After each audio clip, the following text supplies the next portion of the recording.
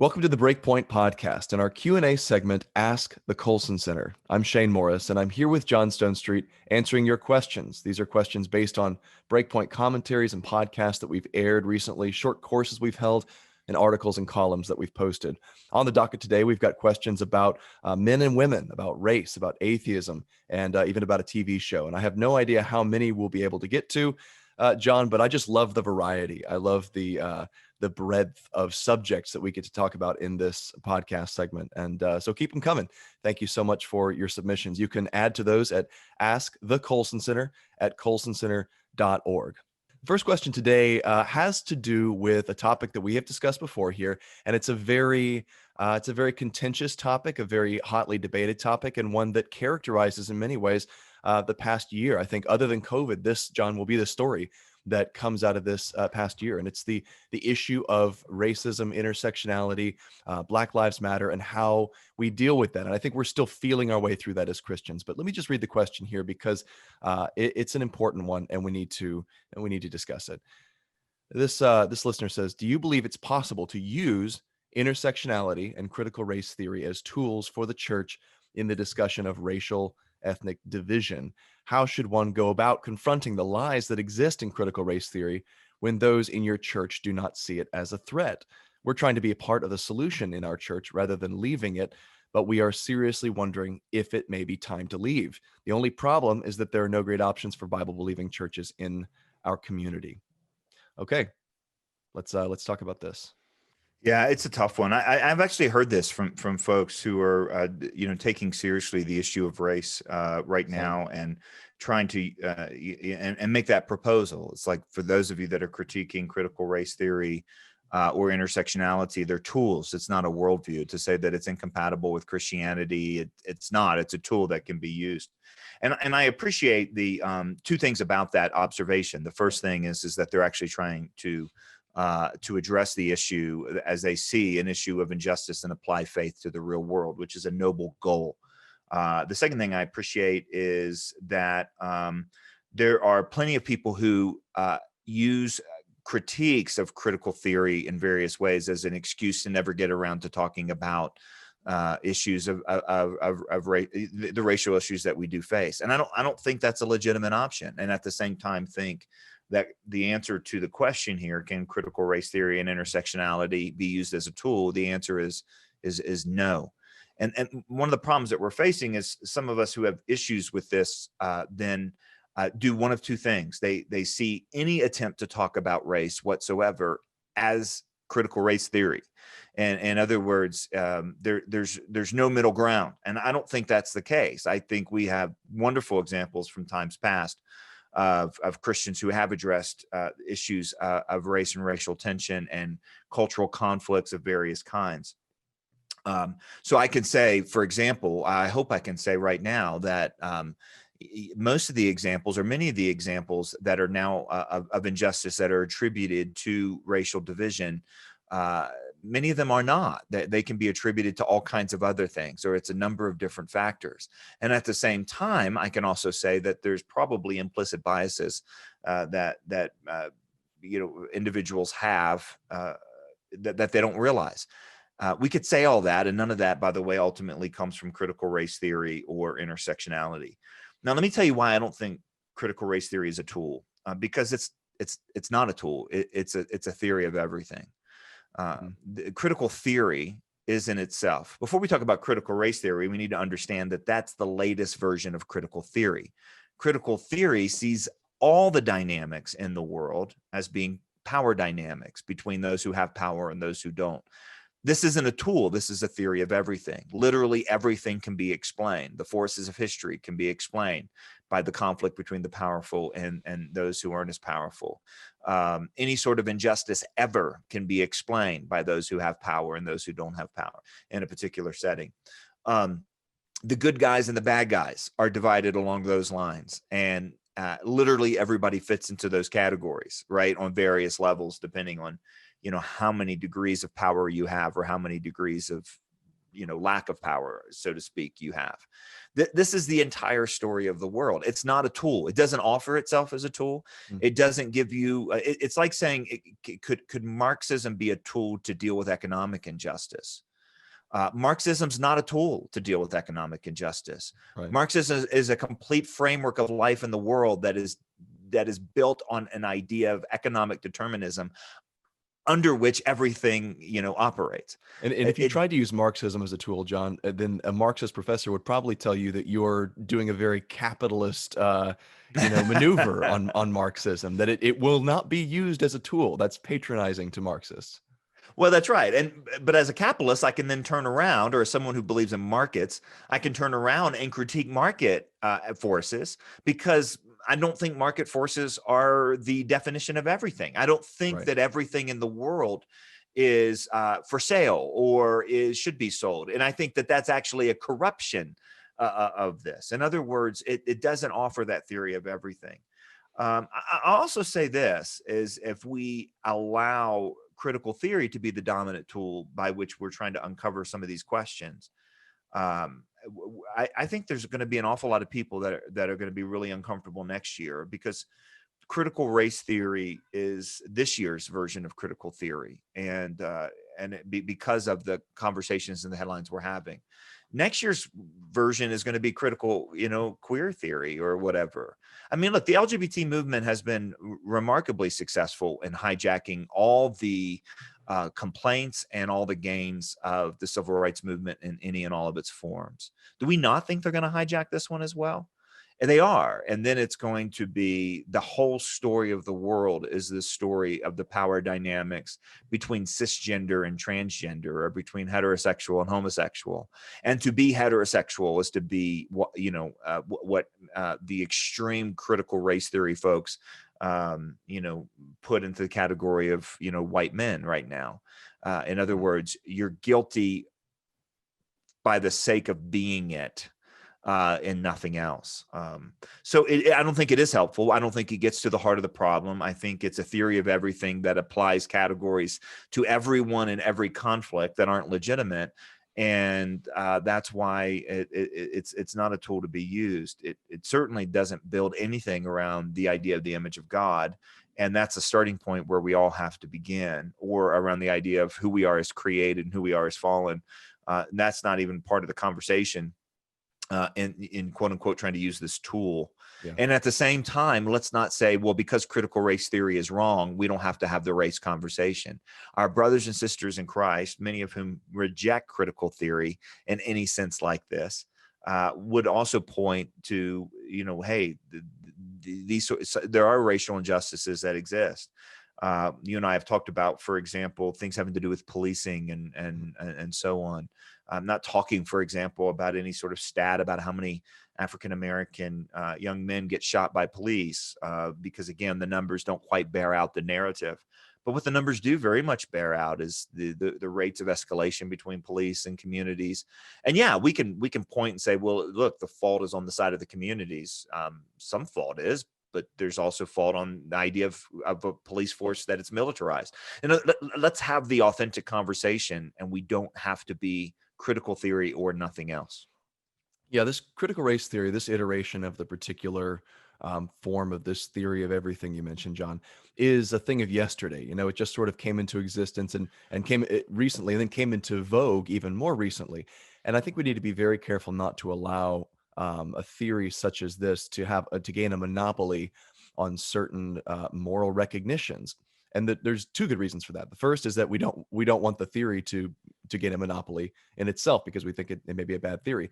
And second, because we don't want, we must not allow as Christians any part of what's right or good or just or pleasing to God to become a trademark of another worldview, as if we can't talk about that issue. We can't deal with that issue.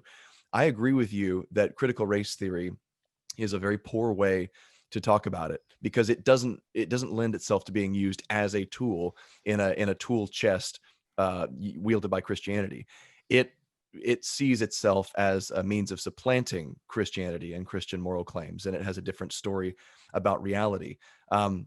But we should notice that all bad ideas that are truly popular and powerful have some truth in them. They're based on a truth. And the truth that critical race theory grasps onto successfully in many cases is that Black Americans have been victimized and mistreated in this nation for a very, very long time. However, that recognition, as I said, is not exclusive to this system of thought. People have fought for racial equality in this country on a very different basis bases than critical race theory for a very long time. Look back at the contrast, and we've made this contrast before, but I think it's a vital one between the rhetoric of Dr. Martin Luther King Jr.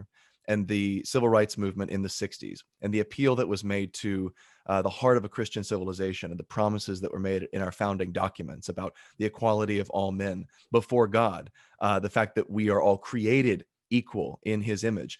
That was the appeal being made. And Dr. King and others said, America, we want you to fulfill your promise there.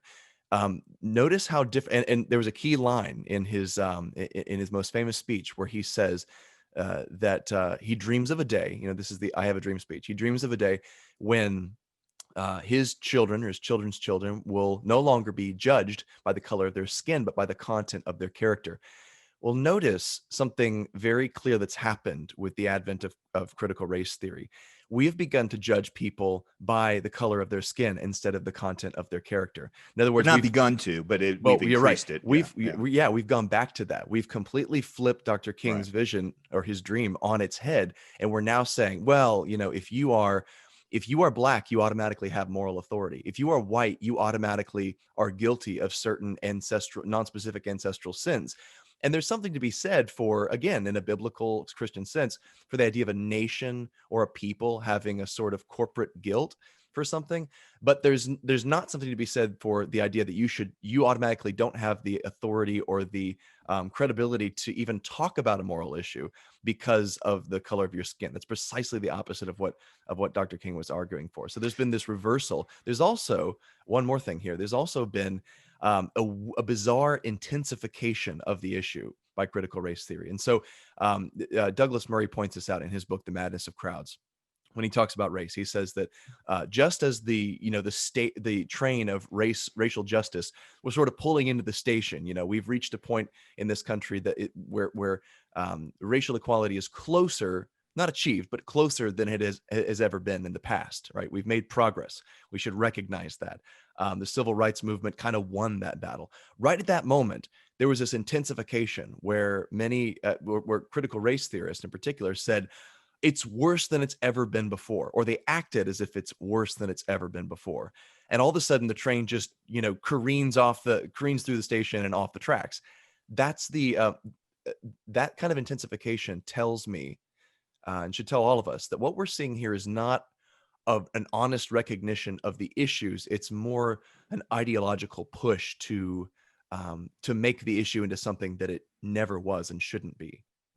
Yeah, I would, one of the things that I want to say is that we certainly see the organization Black Lives Matter built around this idea of critical race theory, as we also see, plenty of other people who are kind of, have kind of theorized, I guess, behind it. This is not the average person who expresses concern doesn't even know what this is, right? They've heard this and they may or may not understand. And that's why I think it's appropriate to have these conversations. The question also had to do with, when do you leave a church? And I think we're far too quick to leave a church. I don't know enough about where this couple or this family is to even make a recommendation.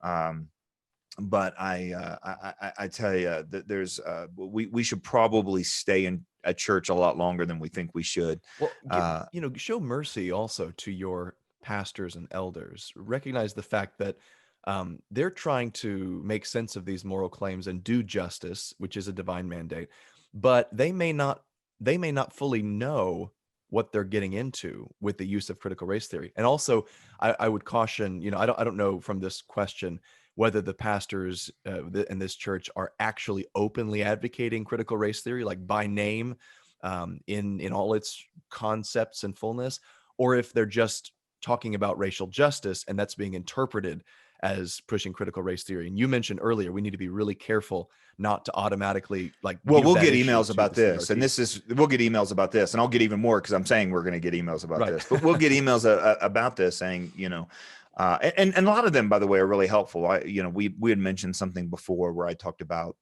I'd mentioned, it might've been on a podcast, 2 weeks ago. I'd mentioned something along the lines of, that racial, I can say that there is such a thing as racial injustice, and there is whatever. And, got a really, several just very thoughtful, kind, respectful questions saying, hey, give me examples. And I'm Yeah. like, well, that's a great question. I'll give you some examples. I can say that there are examples, and also say that many of the examples that are used are not legitimate examples because they're attributing things to race that don't belong there. Mhm. But I can say that and still say there are things that we have blind spots on. And I think we've got to be able to do both. I don't think bringing up this issue is a problem in the church. What I think is bringing up this issue while refusing to bring up any other issues of injustice, like abortion or doctor-assisted suicide, because what that tells you is your church is playing cultural whack-a-mole. It's not really engaging and taking the gospel of the culture. It's basically succumbing to some sort of cultural pressure to at least say something. And this is, I think, a really bad part of American culture. I get this all the time on Twitter. People, say, why haven't you spoken out against? I'm like, I didn't even know about it. Like, I don't even, Chuck Colson would have spoken out on this. No, he wouldn't have, because he wasn't on Twitter. And the only people that know this are about 14 people on Twitter. It's just this kind of cultural, push to chase culture with the whack-a-mole bat is I don't not know a how some helpful of these trend. blue check mark people on Twitter even take vacations, because they've got to be eaten up with the terror that when they get back, someone will have assigned them over to this Oh particular gosh. ideology because they failed to immediately respond to it on I don't know Twitter. how they take well, I mean, bathroom breaks, I guess, makes sense, but I don't know how they eat meals. Like, how do they slow Right. down to even, because if they don't, Yeah. it is, I don't want to, at one point I wanted to do more of that sort of stuff, and I just have no interest in it Yeah. whatsoever. I think there's so many more helpful things, to be about, but to talk about this is not the same as necessarily advocating, critical race theory. And one of the questions was, so what do we do? I mean, one of the things is print out a letter from Birmingham jail, Hmm. Walk through it, look at what he appealed to. And I'm not saying, by the way, and we'll get emails on this, well, he was, he had big moral failures, and he didn't have Orthodox Christian beliefs, and all that's true. And yet his appeal, I can say all that and say I don't agree with tons of stuff that he actually believed, but his appeal to natural law, his appeal to image of God, his appeal to who we are, is the thing upon which he based his ideas of racial justice. And it was a very, very different basis upon this kind of theory of everything, critical race theory. And holding that up and having that conversation and showing what's the difference between this and this. Here's a headline, here's a talking point, here's a point from the speech. What a great conversation to have as people. And then let the Lord speak. Let the Lord, push you and your church members into not using this as an excuse not to do anything. Yeah. Well, that's a lot of answer for a brief question, It's but a hard hopefully question. it is a hard question. It's a Yeah. tough one. And Yeah. hopefully we shed some light on it. Let's move on to one here that we received about a somewhat related subject, and it's kind of about the difference, but not between the races, but between men and women, and where the victimization really falls on that spectrum. So this listener writes in, women and children are disproportionately victims of these bad ideas. And this is something that we said in a previous podcast. Is it biblically accurate to say women and children are disproportionately victims? Is that not a matter of perspective? What does WAP, cuties, and pornographies do to the people who consume them? Turning again to Romans 6, it says, you are slaves of the one whom you obey, either of sin, which leads to death. And then it goes on. Slavery, even if it's self-inflicted, is still slavery. And when we partake in sin without repentance, it will lead to death. When we talk about the people affected by the consequences of sin and a godless culture, there's no denying that women and children are hurt. But look a little deeper and you'll see a lot of men suffering the consequences of sin as well. Men may not cry tears as often as women and children, but when we care about men, we can tell they hurt too. If men, women, and children are not saved, they will suffer for eternity the consequences of sinning. So how about it? Are men and women, disproportionately, or are women and children disproportionately victims of these bad ideas, of the sin in our culture, or are men kind of on the scoreboard too here? Well, of course, men are on the scoreboard too, and we've never said that they weren't. What we've said is men and women are disproportionately victims of the bad ideas of the sexual Women revolution. and children are, yeah. Sorry, women and children are disproportionately the victims of the bad ideas of the sexual revolution. To ask, is it biblically accurate to say that? The Bible doesn't talk about it because the Bible doesn't report on the sexual revolution, right? I mean, it happened a long time afterwards. What the Bible does Well, I hear there was report a pretty on, impressive sexual revolution on like the cities, the plains of the of Sodom and so forth. yeah, But well, yeah, and women and children were disproportionately the bad idea, the victims yes, of those bad ideas, it seems, as yes, well. Ask, the concubine of the Levite that you read about at the end of yeah, chapter of Judges. yeah. Look, this isn't a race. It's not a race to the bottom. And to say that women and children are disproportionately the victims is not to say that men are not the victims, or that there's not a lot of men, because there's a whole heck of a lot of women and children. But I do think also this actually speaks at some level to the roles that men and women have been given by their design in masculinity and femininity.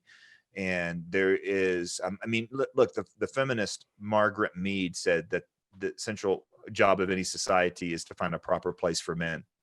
Now, of course, she believed the proper place for men was on Mars, but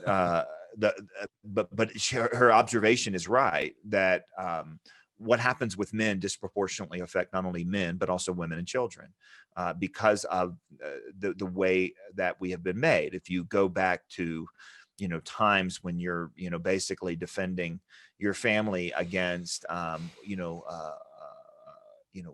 warring tribes or natural disasters or Hmm.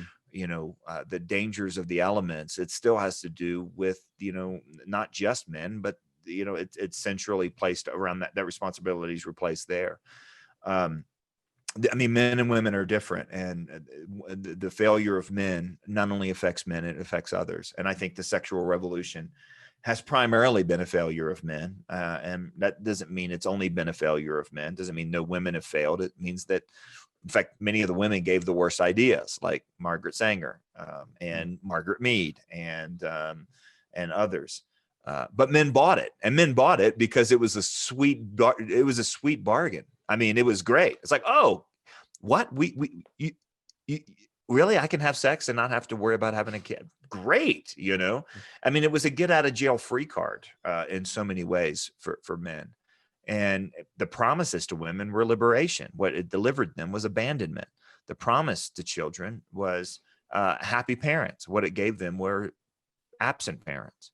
Yeah. The promises have never been there. And by the way, when I say women and children are disproportionately victims, and I do a whole talk on this. I just spoke on this for the National Conference on Apologetics that is at Southern Evangelical. We'll air that talk probably in the coming weeks on the podcast. But and particularly the consistent lie of the sexual revolution from the beginning to the end, and it's been given in so many different ways, it's dizzying, is, oh, the kids will be fine.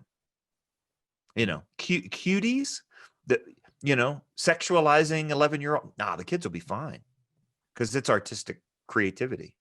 I don't want to be married. The kids will be fine. They need happy parents, not married parents. All this turns out to be absolutely, of course, not true.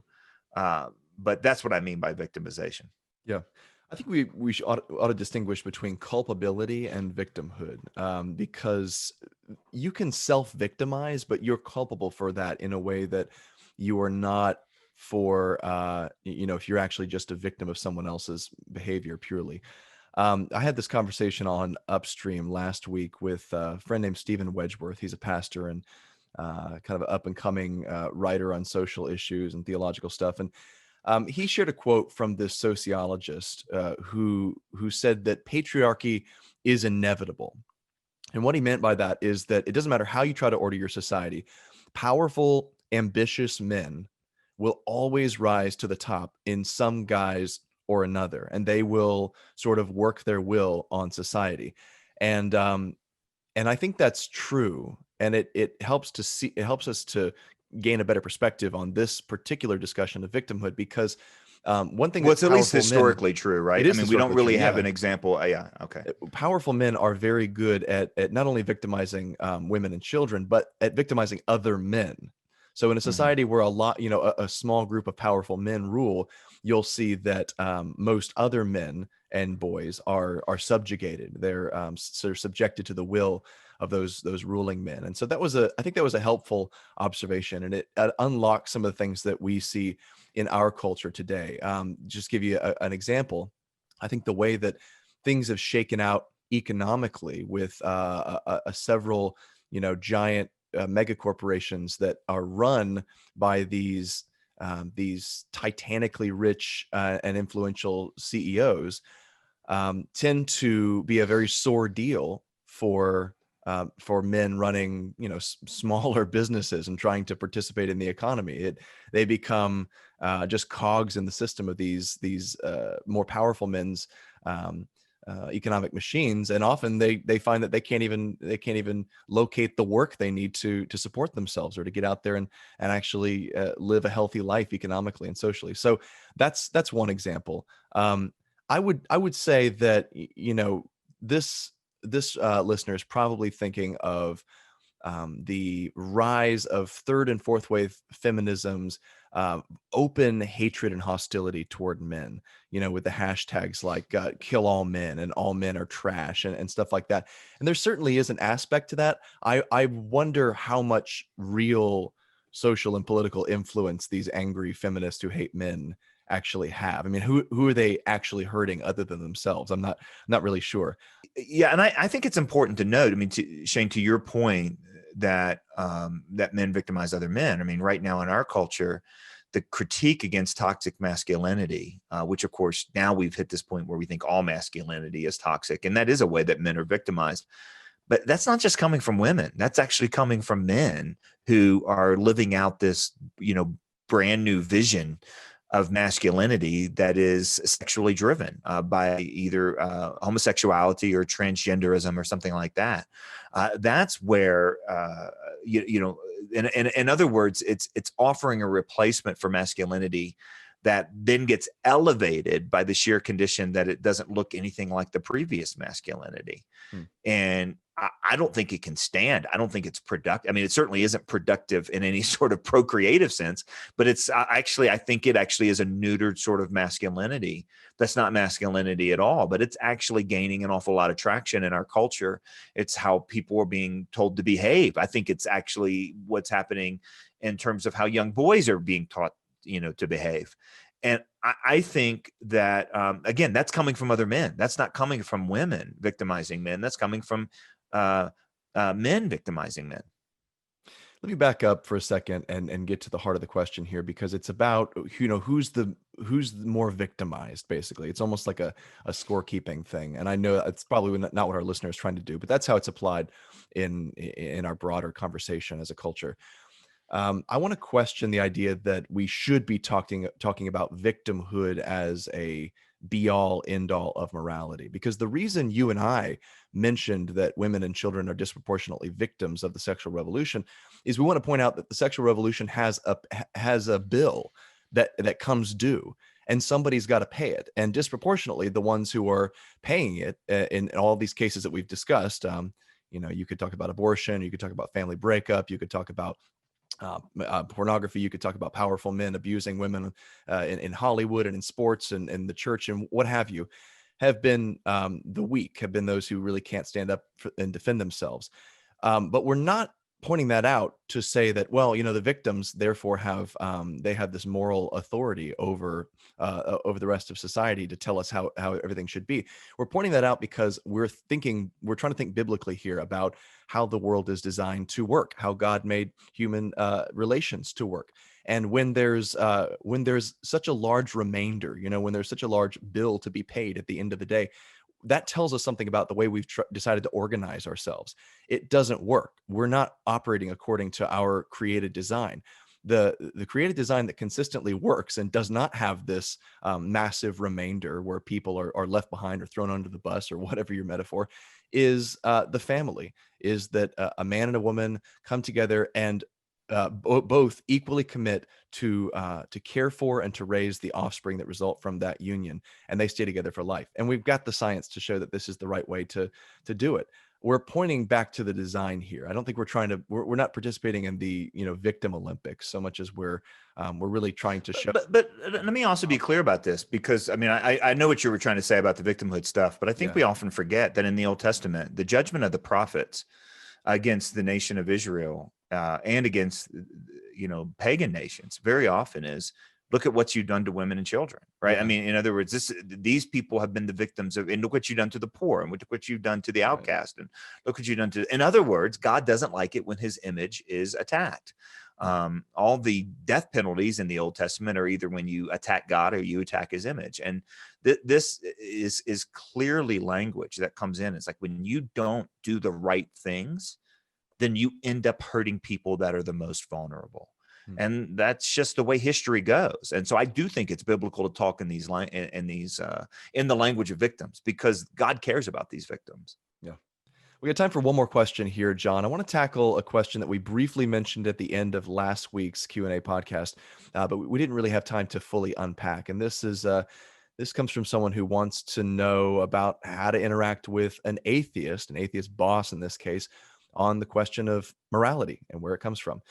So this person asks, you bring up a topic I had with my boss who is an atheist. He responded to my claim that an atheist has the problem of defending a belief in right or wrong without a moral framework. He responded that human moral frameworks develop to support a productive community, and that it's consistent, logical with an evolutionary framework. How would you respond? We talked a little bit about this is-ought problem. Yes. So what the boss is essentially saying is that something developed, a moral framework that supports a productive community. But what is missing is a couple things in an evolutionary and especially an atheistic framework. Number one is that what is something that actually beholdens you.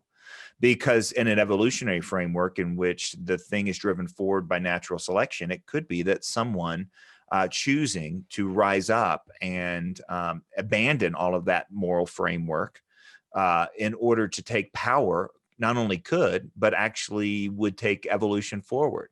And that actually the productivity of a more advanced evolutionary moral framework is one in which, power is used for selfish reasons. Women are sexually mistreated in order to advance procreation.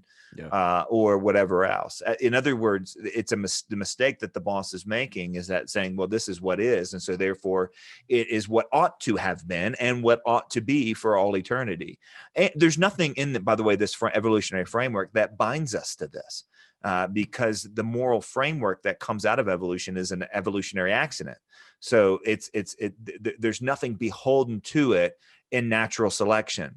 Yeah. It's not like the forces of the natural causes and processes and forces that drive the genetic transitions or the genetic mutations or anything like that. This is just what works. And let's not forget, in the naturalistic conception of the world, and in this case morality, we're the latest iteration of a long series of accidental transitions between species that have taken us through the animal kingdom, and we need only look to the animal kingdom and the behavior there to see that morality can't possibly be derived from what's good for survival. I mean, male lions, when they enter a pride, they go and kill all the cubs of the previous leader of the pride because, well, they're genetic rivals. He can't allow that genetic material to survive, and he can't waste his energy supporting it.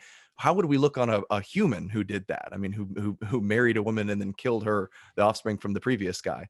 Well, we would say that's immoral. But what if it's good for survival? Doesn't matter. Well, I think the atheist would reply something along the lines of, "Well, we've just evolved. That's why we're more highly evolved." Well, what if we evolved? The question back is to the other way? Yeah. Well, that's right. Where are we headed next? I mean, look, those who are trying to really take this seriously are the transhumanists. So pick up and read about those that are, okay with eliminating certain segments of the population, those that are okay with integrating fully with computers, those that are okay with replacing human relationships with artificial and even robotic relationships.